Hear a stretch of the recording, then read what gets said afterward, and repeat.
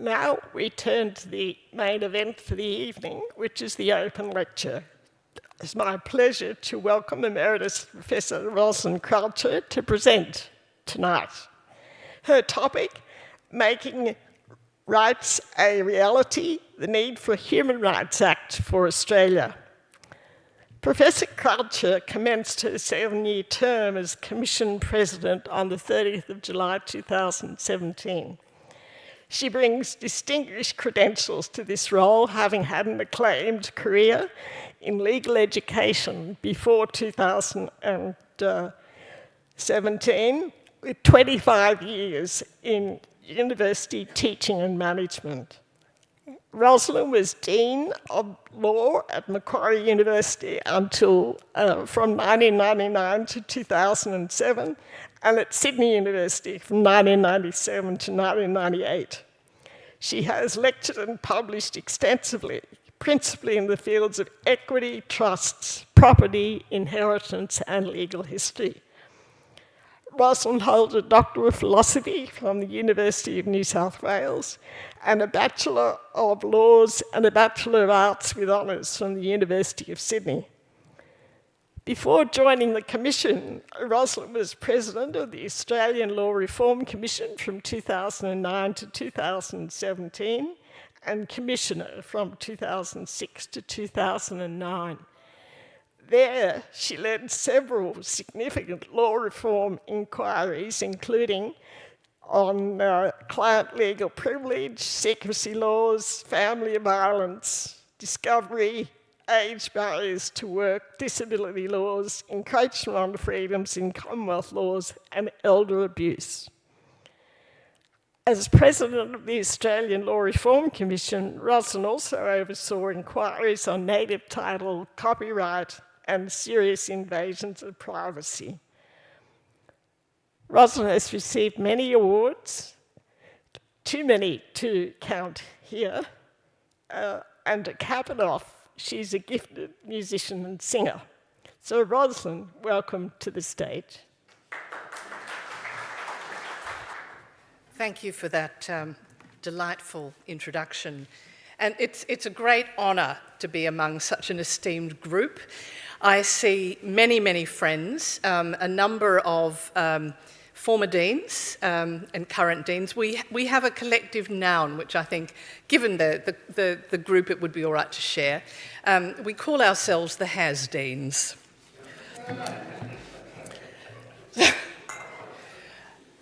It works. Anyway, there are so many people I'd like to acknowledge in the room. I will do so, I think, just in passing as we go. I would also like to acknowledge the Gadigal people of the Eora Nation, the traditional custodians of the land on which we meet. So I'm acknowledging our custodians and pay my respects to elders past, present and emerging. And we're very close to Barangaroo. So I do like to include Barangaroo, a fine leading female from the early colony who often gets omitted in acknowledgements. But when we're near that territory, I like to give her a nod as well. The Australian Human Rights Commission, as the national human rights institution, acknowledges the profound significance of the point we are in our own history.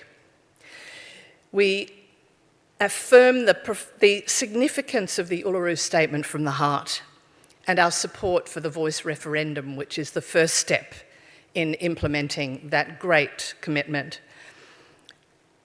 We are at a pivotal point in our nation's history.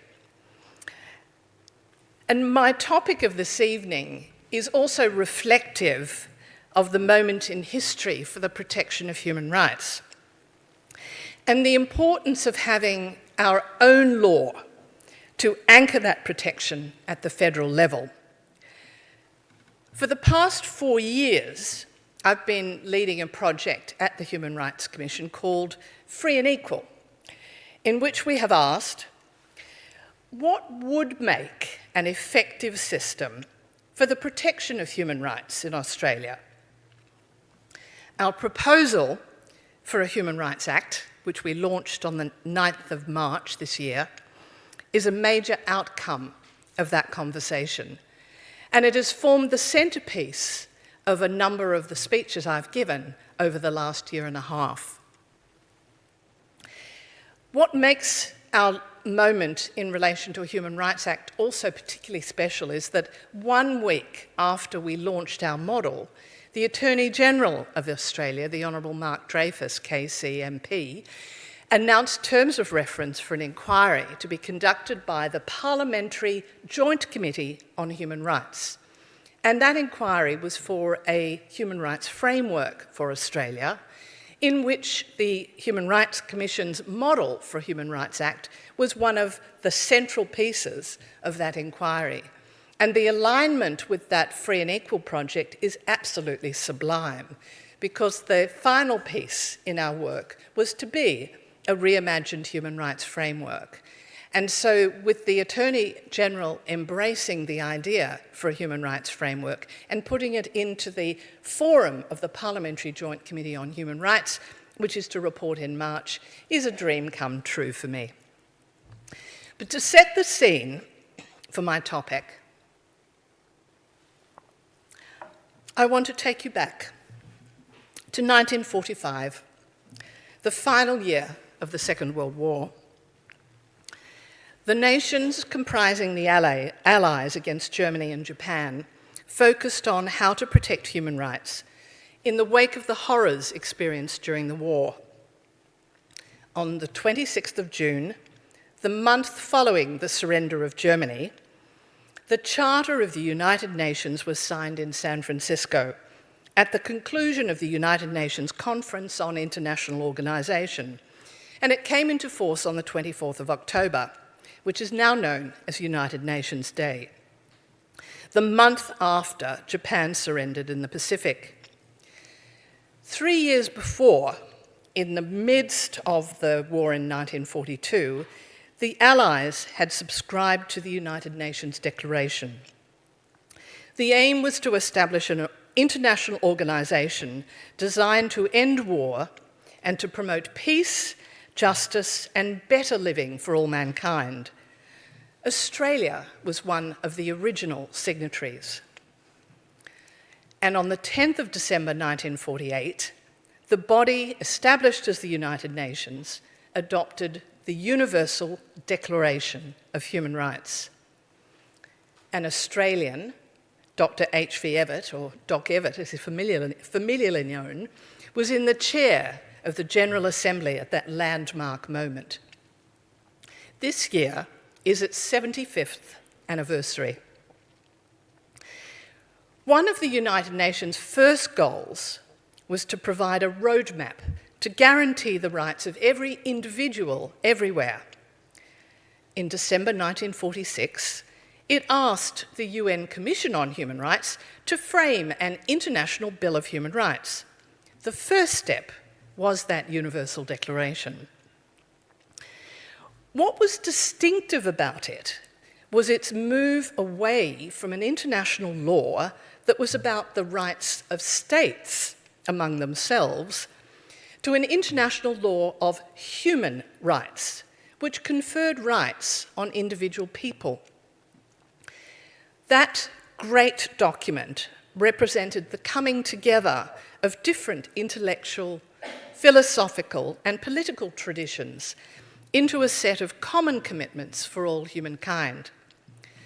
The chair of the drafting committee was the indomitable Eleanor Roosevelt, and she is recognised as the driving force for its adoption.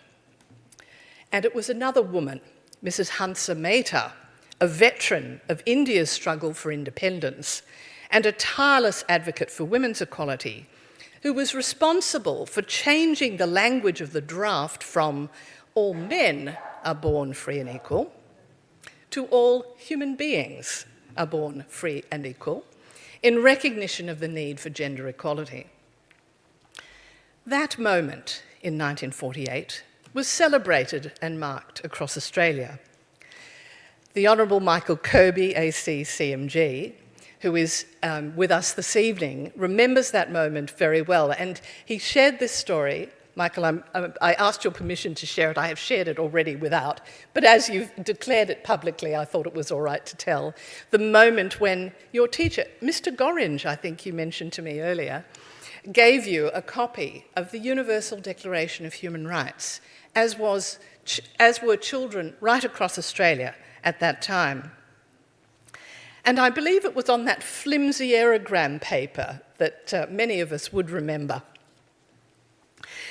The Universal Declaration of Human Rights provided the foundation stone for a pair of binding conventions in the 1960s, the International Covenant on Civil and Political Rights and the International Covenant on Economic, Social and Cultural Rights. And the combination of rights guaranteed in these two covenants represent the most authoritative, universal, minimum standard of present international human rights law.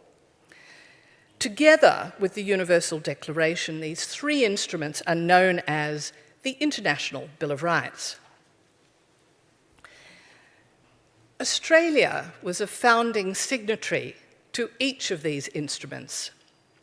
And as a nation, we stepped forward in embracing the commitments of these great documents.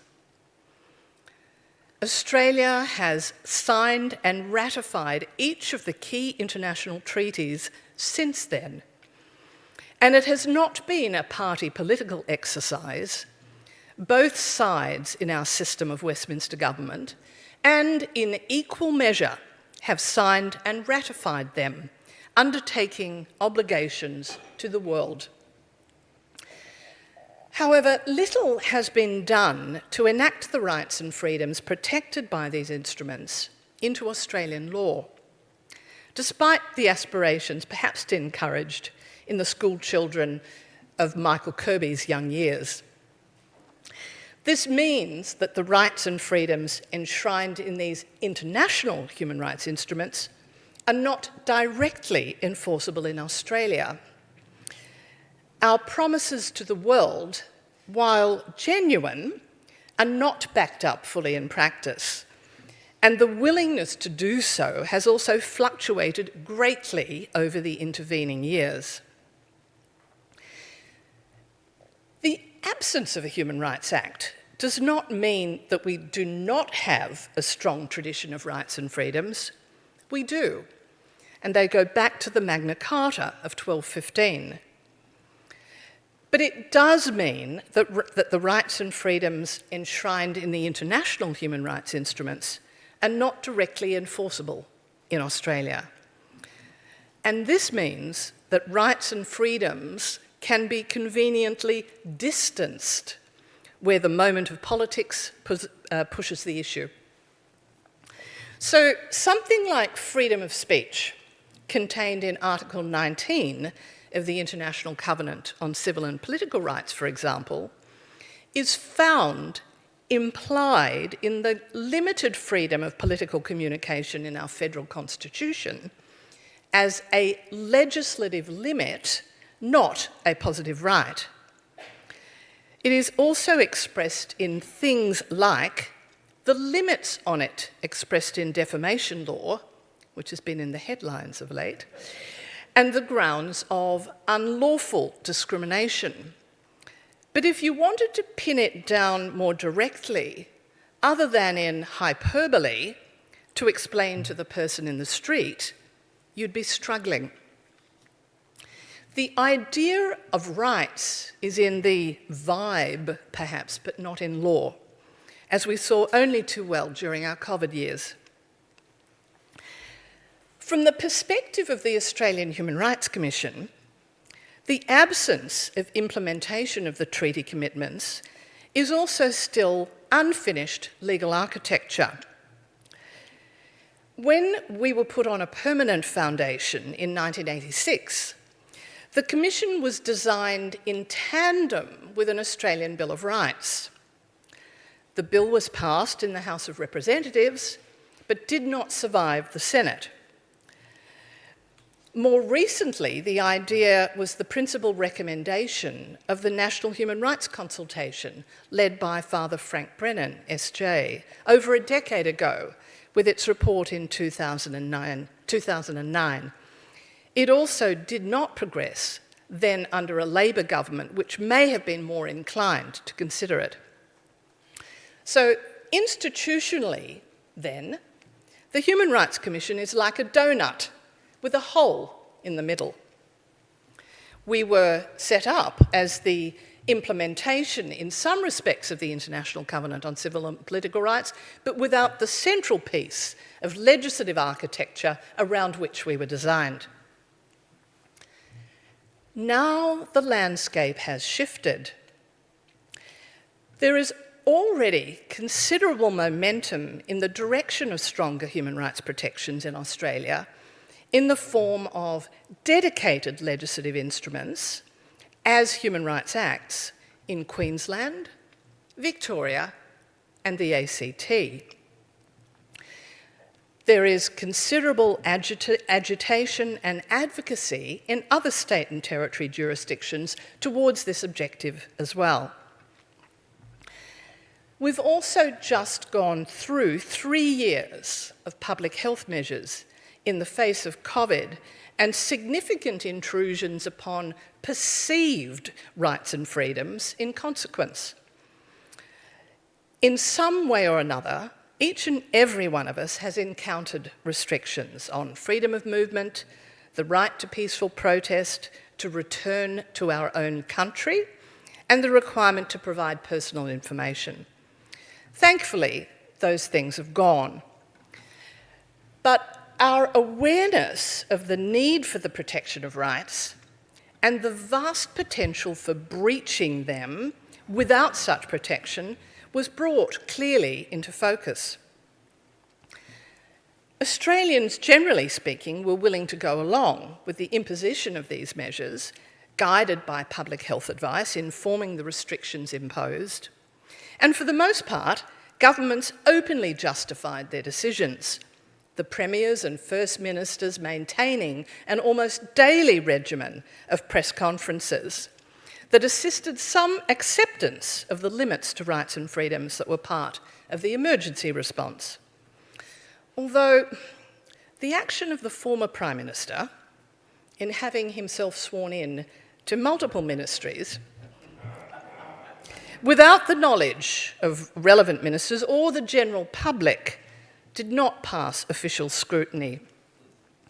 It led to a censure motion in Parliament and certainly did not pass the pub test, which is the vulgar version of the Royal Society's motto, omnia quaerite, or question everything. The pandemic certainly brought a renewed national focus, indeed global focus, on the importance of centralising, considering rights and freedoms during times of crisis, a greater rights consciousness. Our challenge now is to ensure that human rights remain central to government decision-making and policy design on an ongoing basis, with an embedded rights-mindedness, as I have called it, and a deeper understanding of our rights in general and about human rights in particular, and especially about what rights are protected or not under Australian law. And this brings me now to the case for a Human Rights Act for Australia, a key piece of our free and equal contributions. In December 2018, on Human Rights Day, I threw out what I described as a sky anchor on International Human Rights Day in announcing the free and equal national conversation to reimagine Australia's framework of protections of human rights and freedoms. And the title was drawn directly from that first article of the Universal Declaration as reframed by Hansa Mehta. All human beings are born free and equal in dignity and rights. And from 2019 to 2021, we released an issues paper, 3 discussion papers, ran a submissions process. We held a spectacular national conference on human rights and associated technical workshops featuring the United Nations High Commissioner for Human Rights, Dr. Michelle Bachelet, and we conducted a series of roundtables, technical workshops and stakeholder consultations. It was an extensive consultative process. The project's final outputs include 2 position papers on key reform priorities: discrimination law reform, which we released in December 2021, and a Model Human Rights Act for Australia, which we launched in March this year, and a final report to be completed this year to mark the 75th anniversary of the Universal Declaration of Human Rights. In the first of those position papers, we set out a reform agenda to modernise our federal discrimination laws, including by remedying deficiencies in the current laws, by placing a greater focus on prevention of discrimination, and by introducing co-regulatory approaches that will enable governments and businesses in particular to be better equipped to prevent and deal with discrimination. But addressing discrimination alone is not enough to ensure that people's rights are protected. The position paper on an Australian Human Rights Act is designed to complement protections against discrimination and deal proactively with issues that discrimination laws cannot address. It presents our case as the National Human Rights Institution for the introduction of a Federal Human Rights Act in Australia and an outline of our proposed model and associated reforms. And I have been speaking a lot about it over the past months. And there's much more to talk about in the coming. Our proposal seeks to complete the central missing piece of our domestic legislative framework and the promotion and protection of human rights in Australia by bringing rights home and filling the hole in that donut.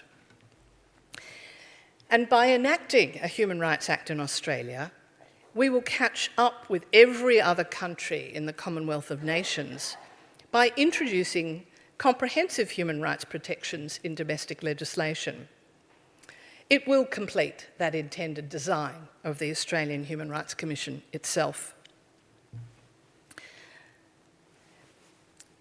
In speaking of why we should have a Human Rights Act at the federal level, I have found it constructive to pose the devil's advocate question to myself of why we need one at all, and answer it based on my own intellectual journey of acceptance of and advocacy for its introduction.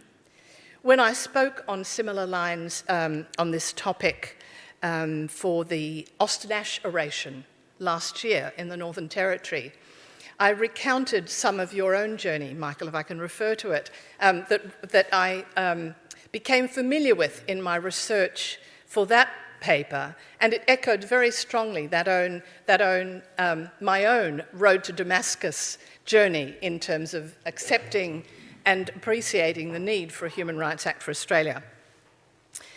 And I have to confess that some years ago, I was a little hesitant about the idea of a Human Rights Act. I was a common lawyer, a property lawyer. I taught real property, equity and succession. My doctorate was framed through the lens of legal history, so I was very enmeshed in that way of thinking. In addition, the American experience of a constitutional Bill of Rights and litigation about rights in the courts so publicly played out were somewhat discouraging. For those like us in Australia, with a deeply entrenched sense of the Westminster system of government and a strong adherence to the separation of powers, such a model does not sit well, particularly in the light of the politicisation of appointments to the US Supreme Court that we have all observed over the years, and which should not ever be emulated here. Our own constitutional drafters took a different approach from the United States. Not having a revolution or a war as a propelling force in our constitutional imagining, we were more reserved. Our constitution was essentially a deal among the nascent states in a federation. You have lighthouses, postal services, defence, currency, immigration, external affairs. We'll keep the rest. That sort of thing. It was a deal dividing up the responsibilities among the states, or more particularly, what was going to be allowed to the Commonwealth. Moreover, at that time, we still regarded ourselves as essentially British. It is not that our constitutional tradition was opposed to rights, but rather it was opposed to judges having power to protect them from interference by legislation. Those who drafted our constitution, as Justice Dawson of the High Court observed in 1992, preferred to place their trust in Parliament to preserve the nature of our society and regarded as undemocratic guarantees which fettered its powers. Parliament is pivotal as the vehicle of rights protection. Whether it has been able to do this appropriately is a central issue for continued reflection. So, what changed my thinking? What made me convinced of the need for a Human Rights Act in Australia? It was not one specific Damascene moment, but a growing realisation in three parts. And it was also about the model of statutory rights protection that had been developed in Commonwealth countries, which retains and emphasises the supremacy of Parliament. Step one. It was a recognition that while our sense of rights is embedded deeply in the common law has its limits. The common law can also get stuck, as has happened, for example, in relation to the protection of serious invasions of privacy. The common law in this country is stuck. The common law needs a great leap forward, as it achieved in Donoghue and Stevenson in relation to negligence, the snail in the bottle case, if you'd like to Google it. But we have not got there yet. Perhaps the age of drones is the contemporary equivalent to the age of railroads to provide the necessary catalyst for the common law. But it is a slow process. Second step. We have a very patchy expression of rights protection, and most of it is framed in the negative, in terms of what you can't do. This is the way that our set of 4 federal discrimination laws work, anti-discrimination. This has also, in my view, driven some of the contemporary discourse and criticism about human rights being driven by identity politics. But you can only bring a complaint to protect yourself against an alleged violation of your rights by identifying through the lens of a protected attribute on the basis of race, sex, age, disability, gender identity, sexual orientation, and for me, an older person, Age Discrimination Act, who is also married and female, 2 under the Sex Discrimination Act. It's only through identifying through the lens of protected attributes, identities, that the law protects me. Step 3 in my journey was the realisation of the effectiveness of the complaint handling jurisdiction of the Human Rights Commission, which it has had since its very first days, going back to 1981, when the Commission was set up under the Fraser Liberal government in the wake of ratification of that International Covenant on Civil and Political Rights. To give you an idea of that jurisdiction, the Commission is contacted by, on average, at least using pre-COVID numbers, 15,000 people or businesses a year.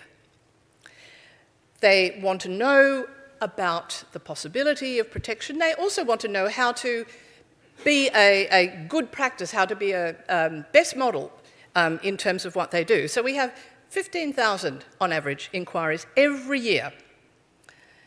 They are assisted or referred, and in some instances, they proceed to complaints.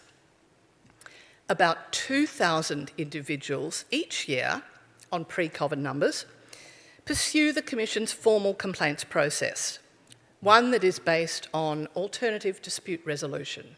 So 15,000 a year, 2,000 complaints.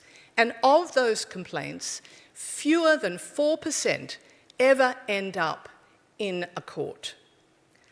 So our complaints handling process is not only effective in delivering both individual and systemic outcomes, but we survey those who participate. And what intrigued me was that they are all very satisfied, but respondents are even marginally more satisfied than complainants. And if we look at the number of complaints the Commission received and conciliated, say over 20 years, I did the numbers up to 2018, it represents successful alternative dispute resolution through conciliation for more than 30,000 people and organisations. That was just a 20-year snapshot, and we've been doing this for over 40 years now.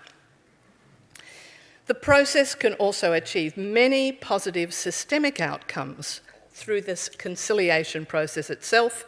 That is the heart and soul of the complaints handling processes and the principal vehicle of operation of discrimination laws. But where the law can work well, and indeed much better, is where it frames the way that people and workplaces interact. And this is where the discussion about making decisions through the lens of human rights comes in. This is a focus not on litigation and the courts, but upon the upstream area, as I describe it, of the making of decisions and making laws that are respectful and have the least intrusion on the rights and freedoms of others. And this is what human rights proportionality is all about. It's not about conflicts of rights and freedoms, it is about their intersections and using a human rights-based analysis to navigate them. Human rights-based thinking is the kind of law reform that can make a difference. So in that position paper that we launched in March, we conclude that the existing mechanisms are insufficient and do not provide the human rights protections that all people in Australia are entitled to. At a personal level, it expresses the completion of my journey as to why a Human Rights Act is indeed needed. Our experience with royal commissions in recent years into robo-debt, still continuing, and the abuse experienced by persons with disability and in aged care have exposed egregious human rights breaches and show how our existing systems are not adequate. They are also costly. For example, the Royal Commission into Aged Care has been estimated as costing the Australian government $104 million over 4 years. The Royal Commission into Institutional Responses to Child Sexual Abuse cost about $500 million. The Royal Commission into Violence, Abuse and Neglect and Exploitation of People with Disability will cost upwards of $550 million. Egregious human rights breaches that could have been avoided. The COVID-19 pandemic showed how important human rights protections are in times of emergency and uncertainty. They help us to discern our priorities, to make difficult decisions that respect human life, and also ensure that other rights are not unnecessarily restricted. As we leave the pandemic behind, it is clear that strong rights protections are needed and wanted to help us navigate our collective future, both through times of calm and in times of crisis. The experience during COVID also reinforced the need for greater protection of human rights up front in the policy-making process. For example, restrictions on the right to protest may be justified when the population is unvaccinated and COVID is prevalent, but may be less justifiable when there are high vaccination rates and precautionary measures have been taken by the protest organisers to mitigate COVID risks. The implementation must also be proportionate. For example, excessive or criminal sanctions for peaceful protesting would be unnecessary to realising the goal of these restrictions, a legitimate goal, protecting health.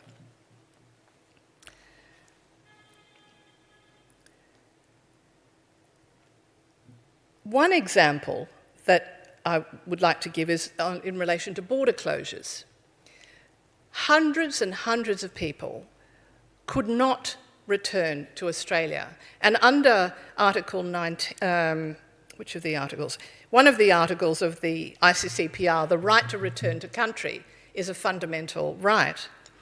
But we prevented, through border closures, effectively hundreds of people from returning to their own country, with travel caps effectively preventing thousands of Australian citizens from re-entering Australia, and an outright ban on citizens returning from India, with penalties of 5 years imprisonment or a $66,000 fine during the Delta outbreak, which drew concern from the Office of the High Commissioner for Human Rights. These policies resulted in the potential for physical endangerment of Australians overseas, extended periods of family separation, high financial costs associated with inflated travel prices, accommodation abroad and mandated hotel quarantine upon return to Australia, lost employment, etc., etc. The Senate Select Committee on COVID-19 found that the government's pandemic plan should have provided a workable means of repatriating citizens early in the pandemic. Instead, when Australia's international borders closed, Australian citizens stranded overseas were effectively abandoned. The Commission, the Human Rights Commission, we received hundreds of complaints in relation to the closure of borders. This is not under our discrimination laws, but through the lens of the international treaties, which is a jurisdiction we have had since 1981. When that hole in the donut wasn't filled by a domestic Human Rights Act, the international treaties were scheduled to our Act, and we can receive complaints relevant to those international treaties, but with no pathway beyond the Commission. So it concludes in a report that I sign, given to the Attorney General, who used to have to table them, doesn't have to since 2017, so it essentially goes nowhere. A beautiful analysis of the implications of international law, very learned, very solid, but it goes nowhere. One of the deeply frustrating aspects of my role of President of the Human Rights Commission has been those complaints. And when you don't have a pathway to effective remedy, it seriously limits the effectiveness of conciliation and the willingness of public authorities to engage. We struggled for months to find a Commonwealth body that was prepared to put their hand up as the appropriate respondent for those hundreds and hundreds of claims, for which we have an obligation to endeavour to resolve them. Eventually, it landed upon the Department of Infrastructure. Without anchoring these rights in our own law, and with a pathway to remedy through judicial consideration, we do not have the leverage or understanding that is needed to resolve these issues, and without litigation.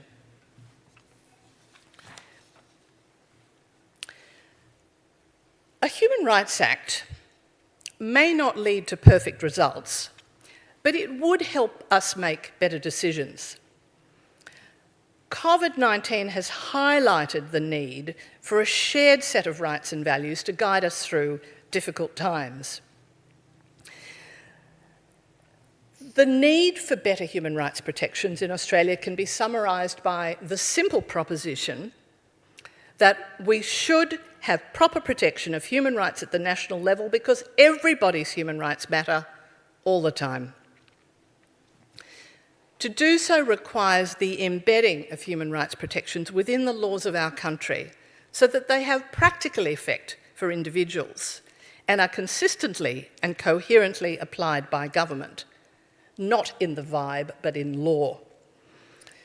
A Human Rights Act would ensure that the rights and freedoms that Australians rightly expect to be and assume are protected are in fact protected.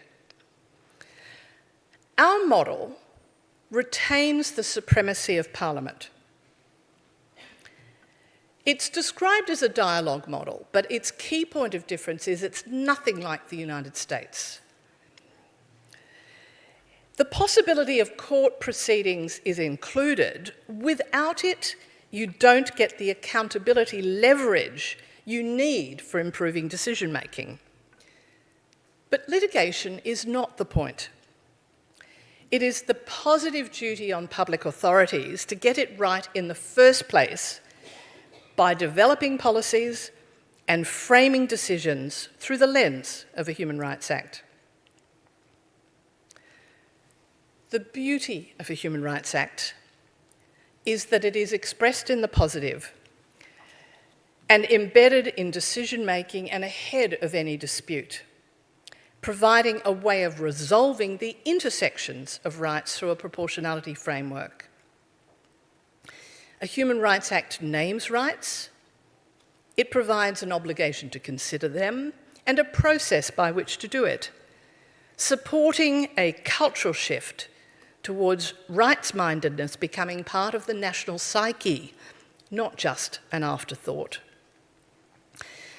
The model would build on the experience of complaint handling of the Commission over 40+ years and address the weaknesses of the current scheme.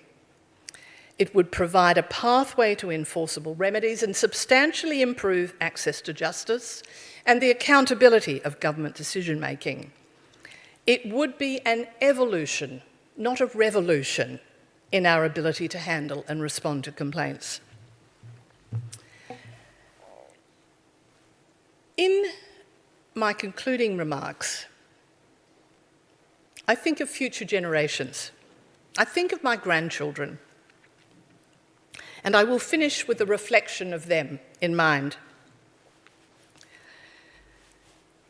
A number of years ago, my eldest grandson, then aged 7, spotted the Magna Carta on my wall in my study, a lovely facsimile produced in 2015 by the Rule of Law Institute to mark the 800th anniversary of the sealing of that landmark document. Note, sealing, not signing. Good trivia question.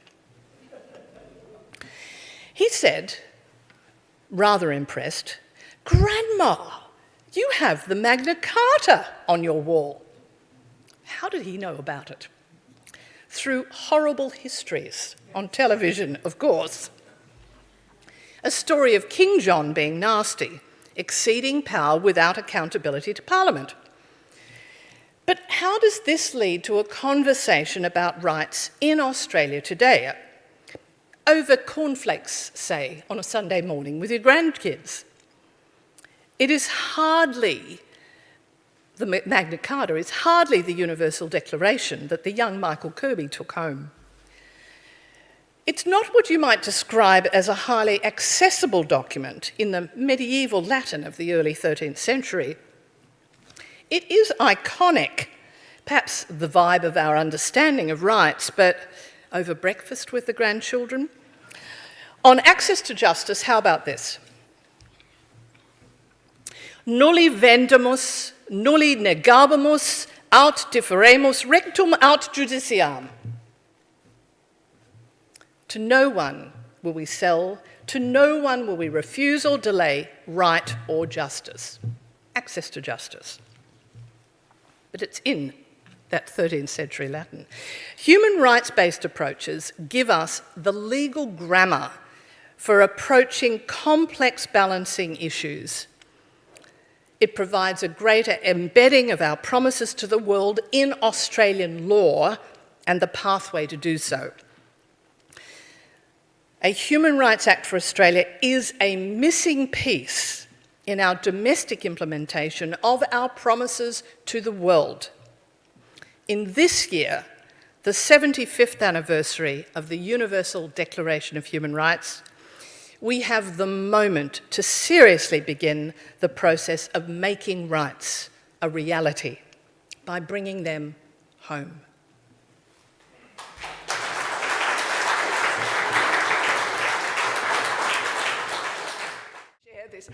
I have this evening the dual tasks of saying thank you and running the Q&A, and I realised that I simply have to come out first with the thanks. What a tour de force, Ros, an extraordinary tour de force. You begin with the Magna Carta on through the Universal Declaration, a brilliant analysis, perfect for those of us who are not lawyers, marvellously modulated, getting right through to the philosophical underpinnings, and I'll come back onto identity, perhaps if I can ask a question. I just think this is Australian rhetoric at its best, and it's not often that we are lucky enough to hear it. So I did want to say my thanks before I said anything else. Now, I'm going to let those of you who know a lot more about this ask some questions, but is it all right if I ask one first? As a non... You have the conch. Yeah, I do. The Universal Declaration of Human Rights.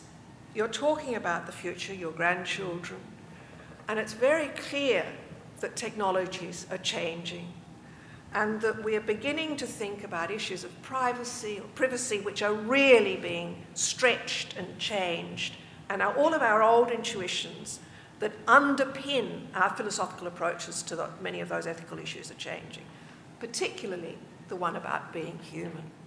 And I'm thinking here of Ian McEwan's lovely book, Machines Like Me, which, if you recall, is about assuming that Turing hadn't died and that there were robots built. What is it that makes a robot a human? What about our intuitions about what's ethically right and what a human right is in these new spaces? So that's one question. That sounds like a major essay in response. There are so many challenges through technology. Indeed, one of my colleagues is tonight giving a lecture on artificial intelligence and the dangers of artificial intelligence which can take over and make supposed decisions if they are allowed that space, and the importance in the development of technology to ensure that there is a lens that anchors decision-making in humans, not in machines, because you end up with things like the robo-debt crisis, where through automated decision-making, which is different from artificial intelligence, but automated decision-making, really not driven by proper human setup, led to some of the most vulnerable in our society being subjected to the outrage of debt recovery inappropriately.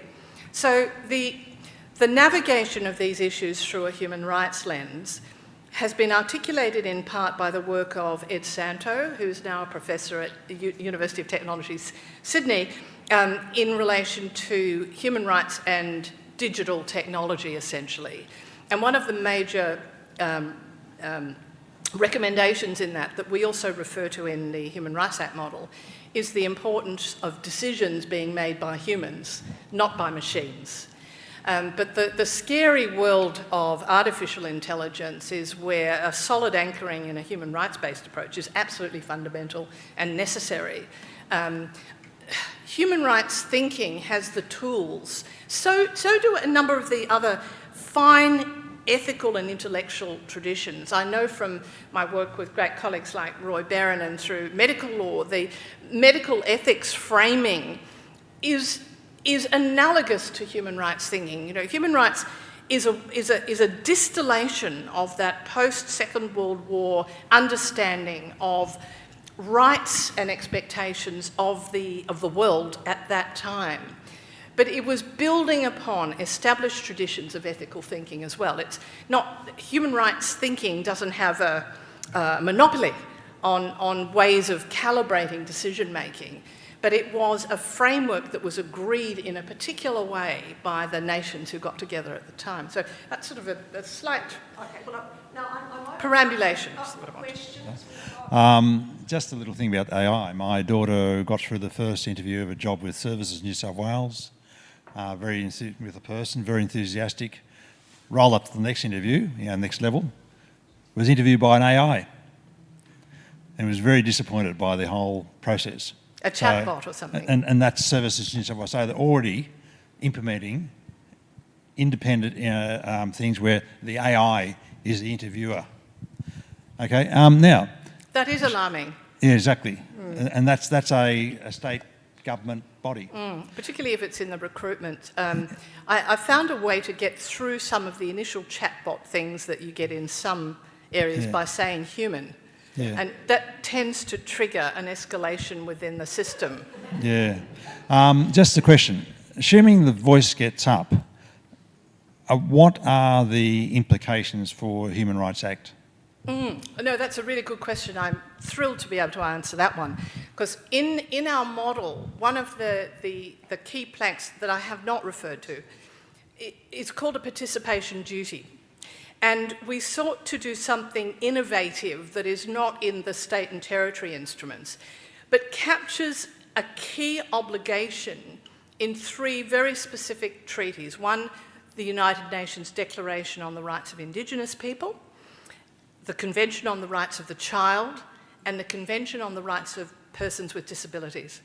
And each of those conventions has a very distinct obligation of requiring consultation, requiring effective participation to underpin particular decisions. And we've captured that as an obligation for public authorities, for instance, when they are proposing legislation, to be able to assure the participation that was facilitated in relation to First Nations people, children, or, as the case may be, people with disabilities. Now, your question in relation to the voice beautifully complements the participation duty that we have proposed, because when we were writing about this, the voice model obviously was something that was in train since the Uluru Statement from the Heart 5 years ago. And we reflect that by saying that the voice might provide a vehicle for self-determination, as in the consultation of people with First Nations people. It provides a vehicle through which that participation could be facilitated.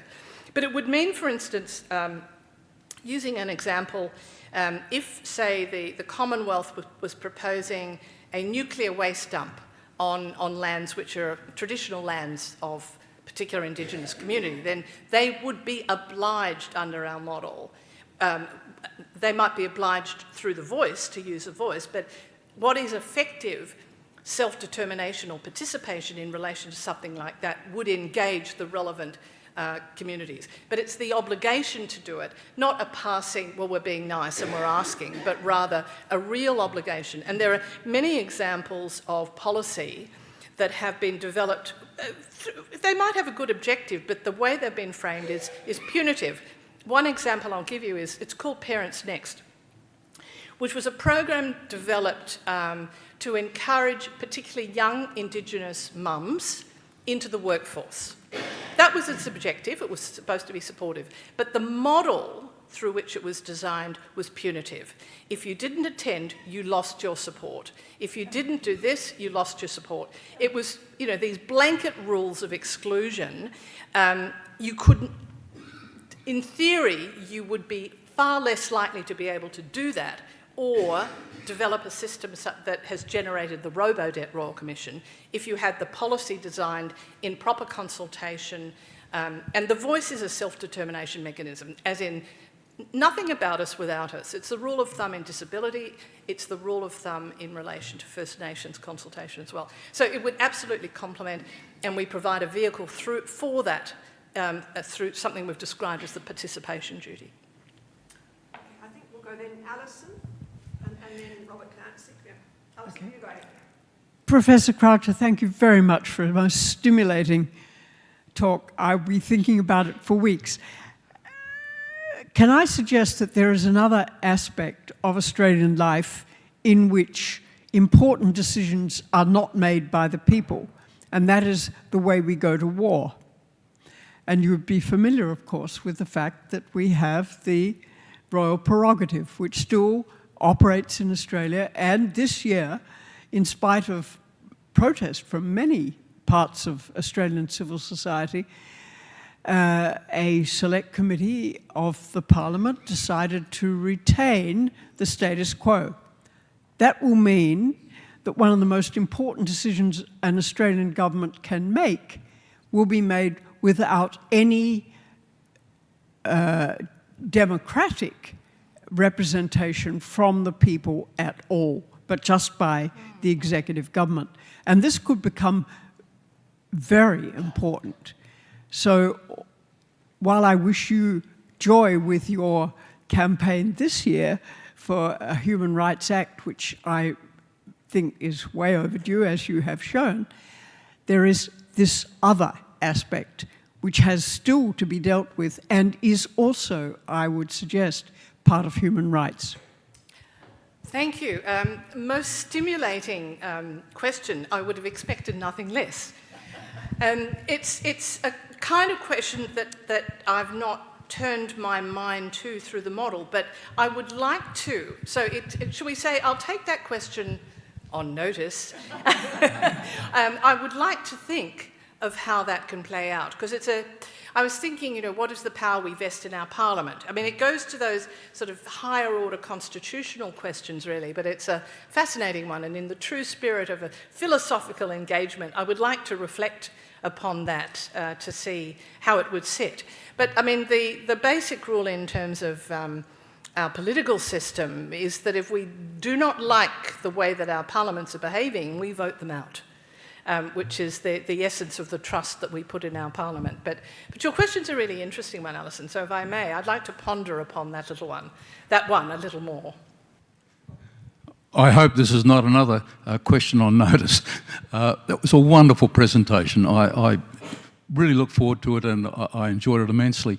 My question relates to issues that you raised in the COVID circumstance. A number of things happened in COVID that I think we'd like to have another go at. And if you look at the mechanisms whereby decisions were made, a lot of those decisions were made outside of our country. The World Health Organization brought in a number of recommendations, an organisation heavily influenced by vested parties, funding, etc. The decisions made by administrative organisations such as the TGA were very influenced by the American-Australian Trade Acts, where we are impelled to accept their decisions. And the press was very influenced by the Trusted News Initiative. In other words, a lot of what was happening here was imposed upon us.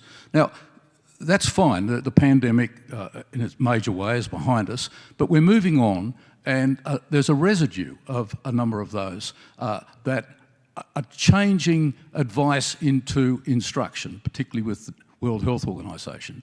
And they're going to impose enormously on human rights at every level in this country. And my question is, to what extent, and I'm sincerely hopeful that it will the Human Rights Act be able to rationalise and impose a national decision-making process in those areas? Again, thank you for your very deep and probing question.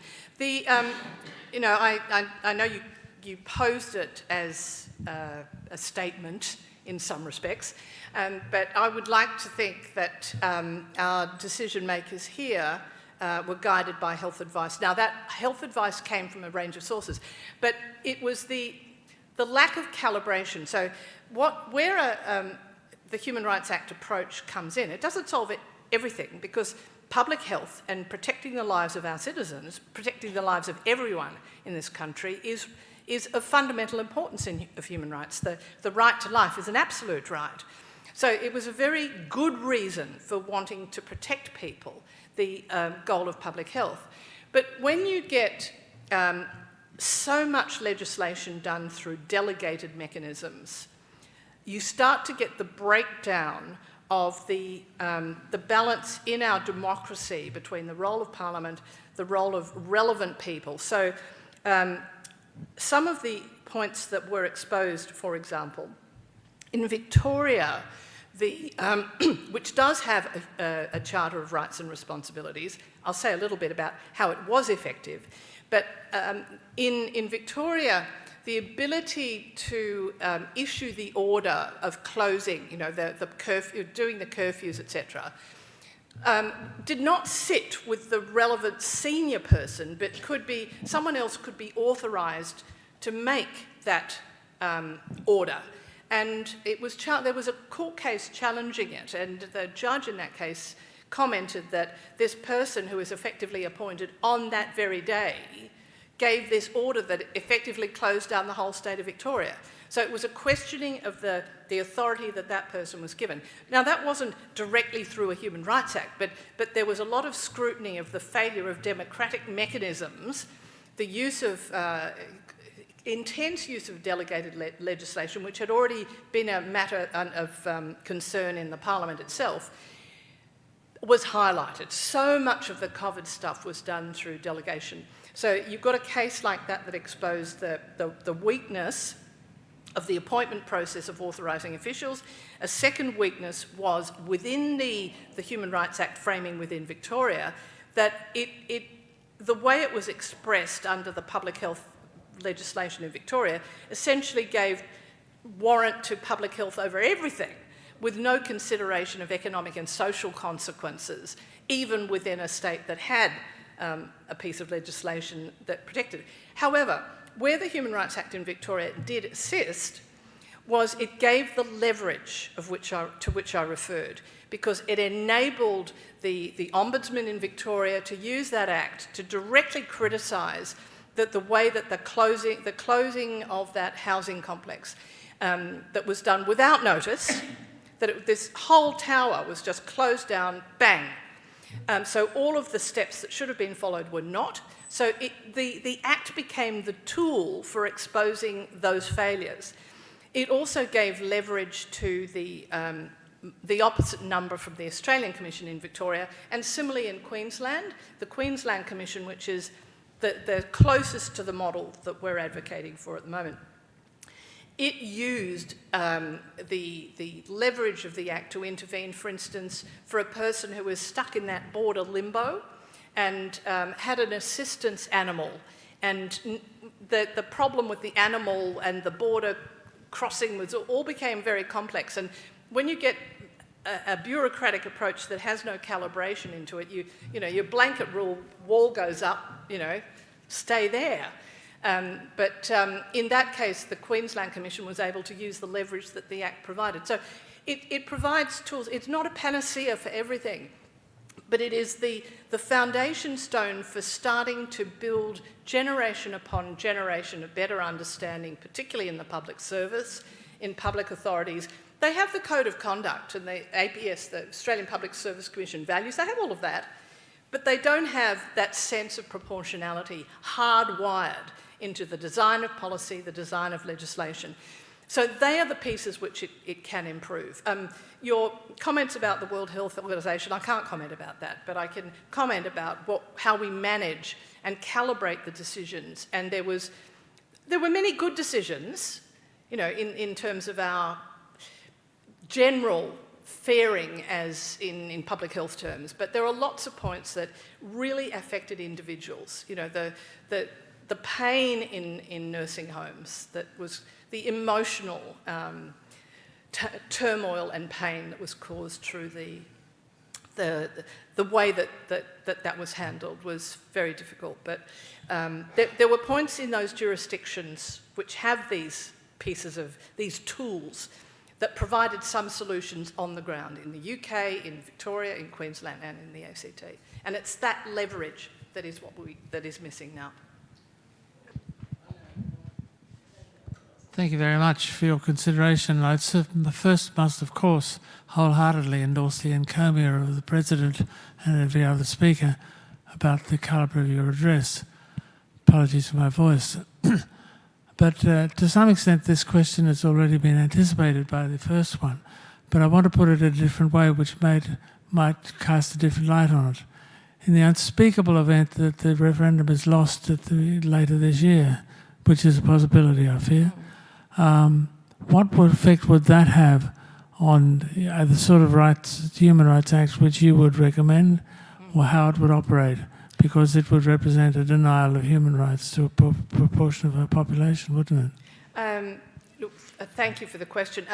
The model that we propose is not dependent on the voice. The voice is a mechanism through which the participation duty that we describe in relation to First Nations people could work and would be beautifully supported, but it is not a sine qua non. It's not or a condition precedent. It would not. Our model would not fail if the voice referendum doesn't get through. But our focus at the moment needs to be on supporting the referendum and the recognition that it would provide for our First Nations people. This is not a conversation about race. This is a conversation about recognition. It goes very, very deep in international human rights terms, and the country will be far poorer if this referendum does not succeed.